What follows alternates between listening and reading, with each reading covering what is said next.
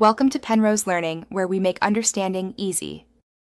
You start by confirming basics so you don't chase ghosts. Check VS Code is up to date and the right extension is enabled for your language. That solves many silent failures. Once done, make sure the file you want to run is active in the editor and saved, then inspect the bottom status bar for interpreter or runtime selection.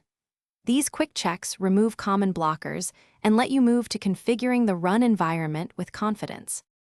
Now configure how VS Code launches your program. Open Launch. JSON and adjust the program path, working directory, and any arguments so the debugger points to the right entry. Make sure tasks. JSON matches build steps if you compile first. Also explicitly set the interpreter or runtime path in settings so VS Code doesn't default to the wrong version. Once these are consistent, pick the integrated terminal that matches your shell to preserve environment behavior when running or debugging. Finish by running the configured profile and scanning the debug console and terminal output for clear error messages.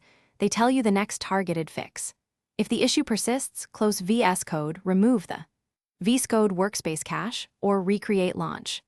JSON and restart. This resolves stale settings and extension state.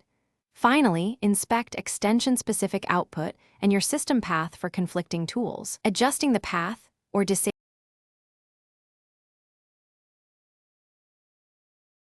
Thanks for watching. If this was helpful, leave a like and consider subscribing. See you next time.